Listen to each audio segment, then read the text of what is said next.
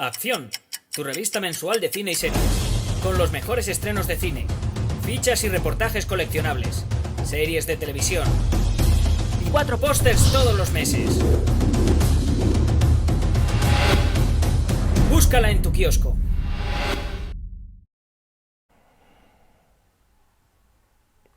Hola, muy buenas amigos, amigas, seguidores, seguidoras del canal Acción Cine en YouTube. Soy Jaime Vicente Chagüe, colaborador de la revista, colaborador del canal. En esta ocasión comparezco ante vosotros para responder a una petición que nos ha realizado José Almirante, una película estrenada en 1992, dirigida por Jonathan Kaplan y con Michelle Pfeiffer y Dennis Haysbert en los papeles principales. Una película que en castellano recibió el título de Por encima de todo. Primera y posiblemente última digresión que me voy a permitir en esta videocrítica, y es acerca precisamente de los títulos en original y en castellano. El título original de la película es Lovefield, cuya traducción literal y muy macarrónica vendría a ser algo así como Campo de Amor o Explanada de Amor, lo cual habría sido totalmente infumable. No habría tenido mucho sentido una traducción literal de Lovefield, porque este no es sino el nombre que recibe el Aeropuerto Internacional de Dallas, donde prácticamente da inicio la película. Dios me libre de criticar a los distribuidores españoles, sobre todo por los quebraderos de cabeza que tienen que tener muchas veces para calzar un título adecuado a una película y que resulte vendible para el público. Al final mucha gente no se fija tanto en los teasers ni en los trailers ni están pendiente de los últimos avances de las películas, sino que es algo tan primitivo, pero totalmente entendible y que yo a veces lo sigo haciendo, que es ver el título y el cartel de la película, ¿no? Por el título te tiene que entrar la película.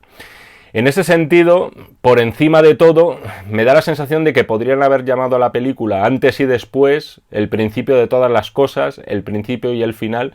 Es decir, podrían haber juntado y haber hecho combinaciones de adverbios y de preposiciones, todas las que quieran, que vienen a ser títulos que nos dicen más bien poco y que no hacen honor a la película.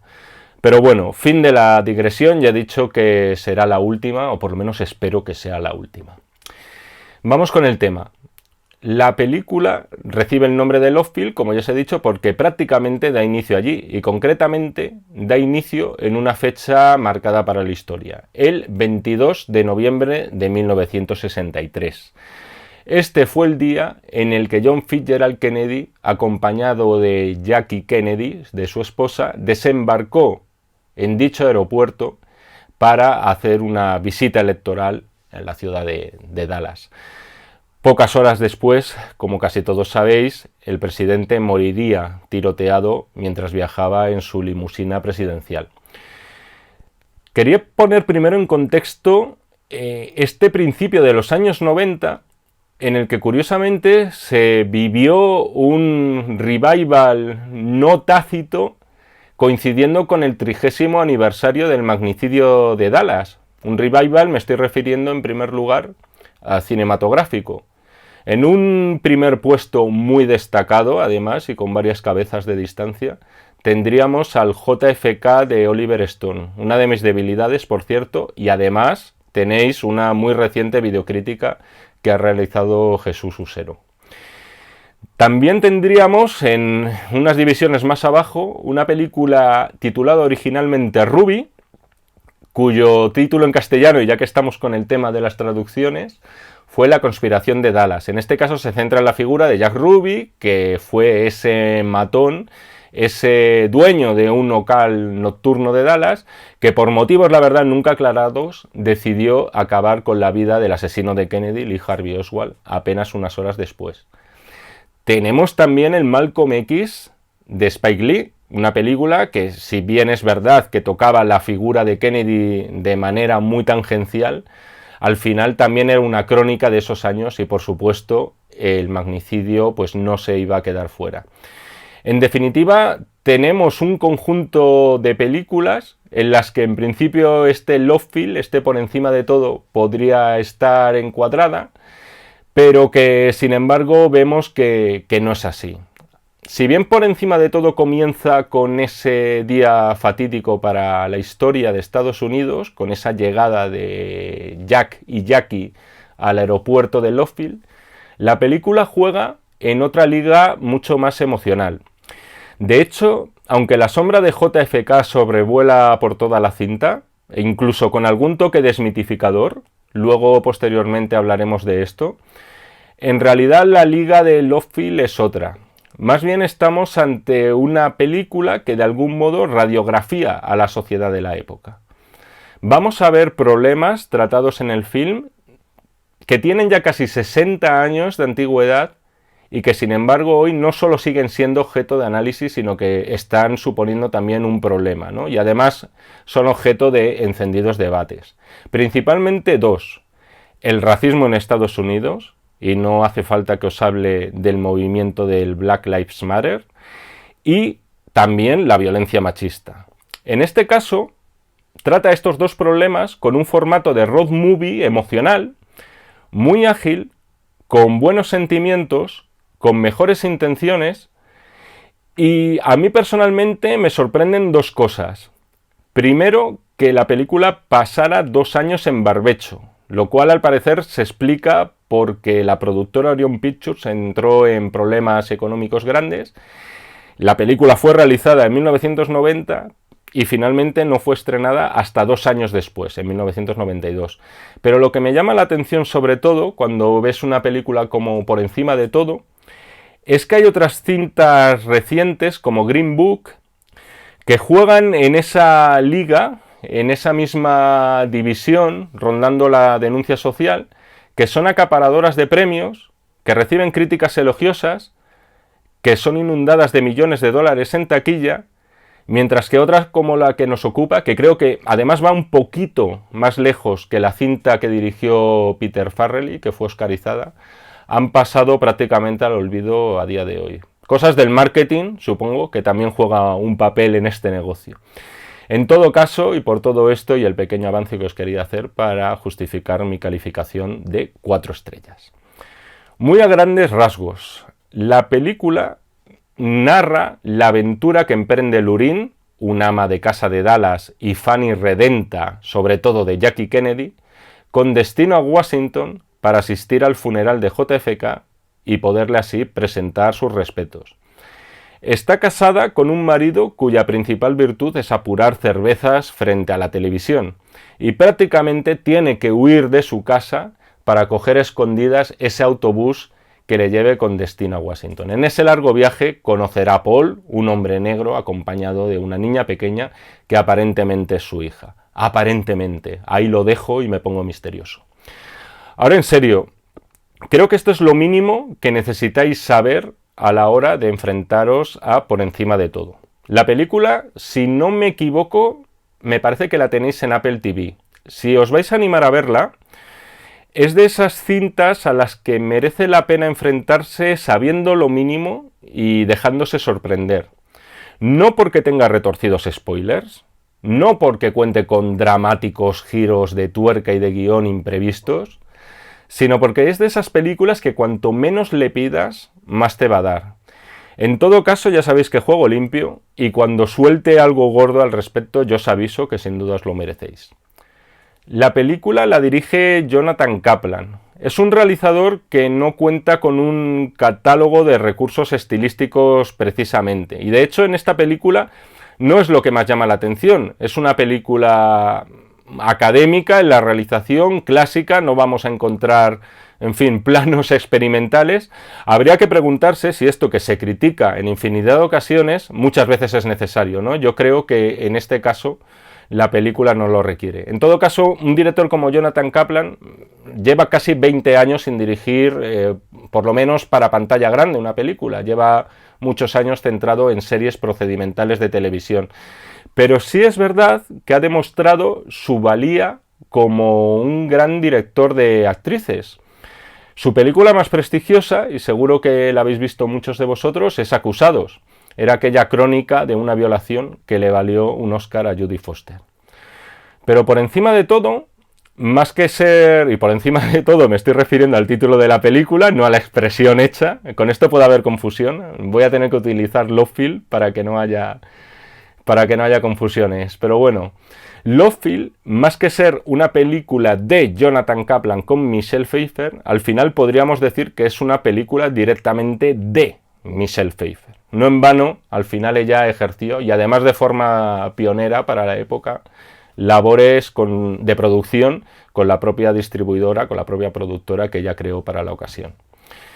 Esa Lureen, esa ama de casa oxigenada hasta el infinito como si de Marilyn Monroe se tratara, que se nos presenta al principio con rulos, ataviada con los vestidos que ella misma ha intentado confeccionar e intentando copiar en vano el estilo y la elegancia de Jackie Kennedy, con esa forma tan afectada de hablar de los sureños, que parecen salidos de una obra de Tennessee Williams. En este caso, imprescindible escuchar la película en versión original. Lovefield pertenece a la entonces treintañera actriz. O sea, la cinta es para su lucimiento y ella lo aprovecha. Esto de también para cinta para su lucimiento y vehículo para su lucimiento es algo que suele ser tildado de peyorativo. A mí no me parece mal que una película sea para el lucimiento si efectivamente el actor beneficiado, en este caso la actriz, pues saca todo el provecho, y en este caso ocurrió. De hecho, Pfeiffer obtuvo su tercera nominación al Oscar en esta ocasión y por tercera vez se fue de vacío. En esta ocasión la ganadora fue Emma Thompson por Regreso a Hogwarts End. En todo caso, no acabó la temporada con las manos vacías porque obtuvo el prestigioso Oso de Plata en Berlín. La película en su totalidad gravita en torno al personaje de Lureen. Un personaje que al principio se nos presenta casi como una Annie Wilkes de Misery, una fan número 1 y redenta, en este caso de la muy glamurosa pareja presidencial. De hecho, al principio podemos pensar que es una persona que padece de ciertos desequilibrios emocionales. Luego veremos que es así, pero no precisamente por idolatrar a Jack y a Jackie Kennedy. Es totalmente impulsiva, algo alocada y quizá con no muchas luces, pero que sin embargo a medida que la película va profundizando en ella y en su personalidad, nos va apareciendo una mujer mucho más fuerte y sobre todo con más principios de los que podríamos pensar. Como se suele decir, es un papel que supone un caramelito para la actriz y sin duda Pfeiffer lo aprovechó. Es además de esos papeles de mujer terrenal, de mujer normal, con sus defectos y sus virtudes, y que actrices como ella, erigidas como sex symbols de Hollywood, perseguían o siguen persiguiendo muchas veces para demostrar su valía. En este caso yo creo que no era necesario que Michelle Pfeiffer se reivindicara porque tenía aval de sobra. Gracias a películas, entre otras, por ejemplo, Las amistades peligrosas, con la que también obtuvo una nominación al Oscar, y una película de la cual se habla muy poco. Yo os diría que llevo 15 años sin escuchar hablar de ella, y a pesar de que obtuvo bastante eco crítico en su momento, que es Los fabulosos Baker Boys. Desde aquí aprovecho y os lanzo la recomendación por si la queréis recoger. Sobre Dennis Haysbert, que da vida a ese Paul, ese misterioso hombre negro, acompañado de su hija pequeña, su aparente hija pequeña. El elegido para interpretar el papel fue inicialmente Denzel Washington, pero acabó retirándose por diferencias creativas, como se suele decir, de eufemismo, para poder entender que no hubo ningún tipo de acuerdo a la hora de que Washington interpretara ese papel principal. A muchos os sonará el rostro de Haysbert, sobre todo de la pequeña pantalla, y especialmente de la serie 24, donde daba vida al presidente de Estados Unidos, y corregidme si me equivoco, pero creo que era la primera vez que en la ficción, o por lo menos en la imagen, en el sector audiovisual, veíamos a un presidente de Estados Unidos de raza negra. No es mal actor Dennis Haysbert, pero uno no puede dejar de preguntarse cuál habría sido el resultado final de Lovefield si Denzel Washington hubiera aceptado ese papel. Quizá estaríamos ante una película cuya existencia habría trascendido más, por el mero hecho de ser una película que cuenta con Denzel Washington cuando no era excesivamente o cuando no era la estrella que es ahora, y quizá la cinta habría sido objeto de reivindicación. Pero bueno, todo esto es cineficción porque nunca ha pasado. En mi opinión, los recursos y la expresividad de Washington habrían sido idóneos para dar vida a este Paul. Un hombre que huye con su hija, y ya aquí abro spoiler definitivo, porque, como averiguaremos más tarde, la ha rescatado de un orfanato donde la pequeña estaba sufriendo malos tratos. Esto dará pie a que el personaje de Lurín se involucre en esa huida, e incluso interrumpa su viaje a Washington para poder ayudar a esta pareja. Importante a la hora de profundizar en el mensaje de la película, la amistad que surge entre los personajes de Pfeiffer y de Heisberg, entre Lurín y Paul, vamos a llamarlos para no mezclarlos. Una amistad que por supuesto va a virar hacia el romance, es decir, esto no hay que ser un genio para adivinarlo. Podemos tener las dudas por los conflictos raciales de la época, pero es cierto que a medida que se produce el devenir de la película, pues ese paso parece inevitable. Esta relación entre ambos, yo la veo en realidad más que una relación rosa, como podría parecer, casi como una confrontación entre dos Américas. No una América racista y una América negra, una América de raza negra. Eso habría sido muy fácil, porque al final son contrastes muy destacados que prácticamente todos los tenemos en mente, todos conocemos esos clichés y hubiera resultado demasiado fácil. Más bien lo veo como una confrontación entre, por un lado, esa América bien pensante e ingenua, que cree que el sistema funciona, que cree que el sistema es justo y que está representada por Michelle Pfeiffer, y por otro lado, esa América de los desheredados, de los parias, de los oprimidos, que solo pueden mirar con escepticismo quién se acaba sentando en el despacho oval, porque en ningún caso creen que su situación vaya a ir a mejor. Esa América última estaría representado por el personaje de Paul. Y miran con escepticismo a una figura que llegó con aires de renovación, como fue JFK. Os decía antes lo de la desmitificación de Kennedy. Hay un momento muy concreto en la película en donde queda claro.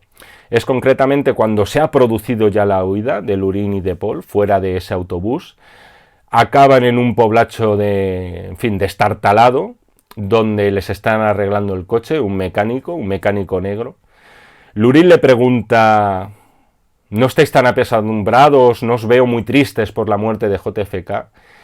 Y entonces este mecánico le dice algo así como: mira a su alrededor, sí, ha hecho mucho por nosotros, con toda la ironía del mundo. En ese sentido, es una película, y ya hablo del tema racial, muy combativa, en el que no se endulza para nada la injusticia de la segregación en esa América de los años 60. Hay quien podría pensar que la visión que se nos da en Love Field es complaciente, es decir, el hombre blanco, en este caso la mujer blanca, ayudando al hombre negro, de forma que nuestras conciencias pueden quedar tranquilas. Sería algo parecido a lo que ocurrió con 12 años de esclavitud, con el personaje, con la irrupción del personaje de Brad Pitt. Yo no lo veo así. Yo veo más bien a dos seres humanos heridos que salen el uno al auxilio del otro. Efectivamente, el personaje de Michelle Pfeiffer puede ayudar, y de hecho lo hace, a Paul, por el hecho de ser una mujer blanca y rubia. De lo contrario, habría sido imposible que ella le pudiera ayudar a él. Pero por otro lado, el personaje de Paul completa a esta Lurín.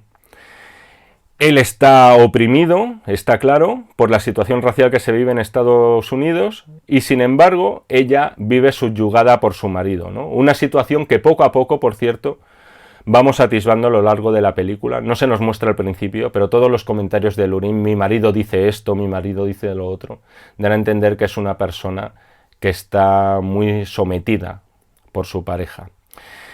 Lurín yo creo que no va a encontrar a muchas personas que como Paul vayan a compartir con ella, mejor dicho, este dolor. Sin olvidar tampoco que al final, y esto es bastante idílico, pero es como concluye la película, y abro el spoiler ya completo, se nos da a entender, o por lo menos abre una ventanita de esperanza a la formación de una nueva familia, ¿no? Lurine no ha podido tener hijos, tendría como hija a la hija de Paul, adoptiva, con el cual pues conformaría ese hogar.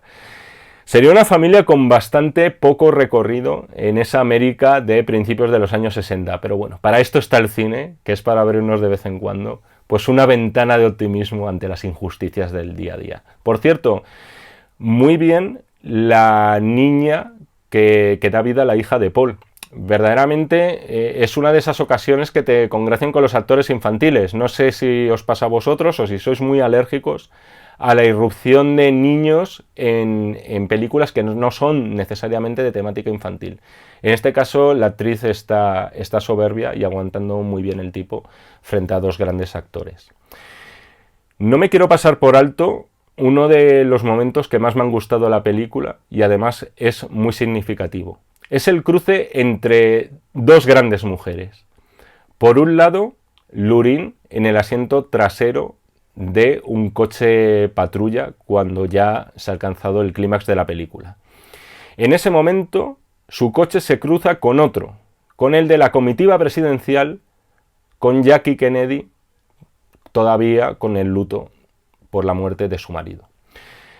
Es un momento muy bonito porque al final te está hablando que no importa tanto las diferencias sociales y económicas que pueda haber entre estas dos mujeres, que son infinitas. Al final, la historia de Lurine y la historia de Jackie Kennedy es la historia de dos mujeres que se ven obligadas a empezar de nuevo y que tienen que recorrer de nuevo un camino que no va a ser fácil y con el cual pues van a tener que romper con todo lo que tenían establecido antes como su propia normalidad.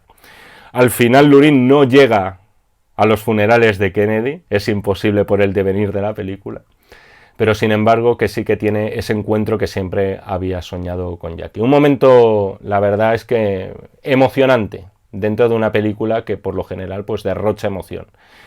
Y ahora sí, por último, no me quiero olvidar de la banda sonora, en este caso compuesta por Jerry Goldsmith. Goldsmith nunca va a ser, y ya a estas alturas y habiendo pasado casi 16 años de su muerte, conocido de forma tan masiva y tan popular como John Williams. No se trata de establecer competiciones absurdas entre ellos. Yo creo que solo lo que tenemos que hacer es escucharlos y disfrutarlos y punto. Pero es cierto que de algún modo Goldsmith siempre ha vivido bajo la sombra de John Williams, ¿no? Quizá Williams ha tenido esa carrera con Spielberg, en la cual los dos se han visto beneficiados y a eso también le ha favorecido, ¿no? Goldsmith era un genio que además tenía una virtud que me parece preciosa para un compositor de bandas sonoras, y era hacer de la película algo mejor de lo que sus presupuestos podían dar a entender. Ejemplos tenemos mil. Fue un compositor muy prolífico y podéis consultar sus créditos donde queráis y así lo veréis. Pero vamos, el First Blood, el primer acorralado de Stallone, banda sonora de Goldsmith, los Gremlins, banda sonora de Goldsmith. Además han alcanzado cierto conocimiento popular, utilizadas de vez en cuando como cliché, pero sin embargo su nombre pues sigue siendo muy desconocido para el público masivo, por así decirlo. En este caso, como no podía ser de otro modo, tenemos una banda sonora que tiene como inspiración himnos religiosos del sur de los Estados Unidos, una banda sonora casi íntegramente a piano y por supuesto no puede faltar tampoco el blues. Una banda sonora muy emotiva y que yo creo que acompaña perfectamente una película que también es tremendamente emotiva. Y esto ha sido todo. Espero que os haya gustado la videocrítica. Nos seguimos leyendo en la revista, nos seguimos viendo en este canal y hasta la próxima. Chao.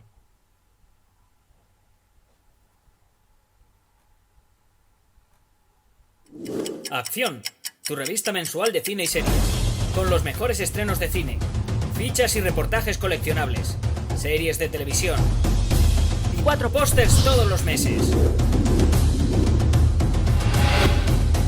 Búscala en tu kiosco.